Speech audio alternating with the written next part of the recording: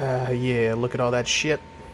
There's those things and that thing, more things. I don't know what any of this shit is really, other than, obviously reading it.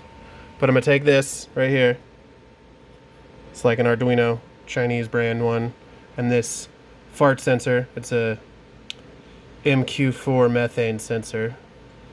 I'm gonna take some programming shit, put it all on that screen there, and make that all output a fucking fart monitor like in Borderlands 3. It's gonna be hella cool. But I gotta figure out, how to do a GUI, how to get that into a program that outputs visual shit, because I can't obviously make a fucking video output from this, and I don't want to tie up my entire monitor. I just want it to be like a fucking window. But yeah, I'm gonna make a fart monitor. Hopefully everything I need's in here. Soldering iron gets here tomorrow.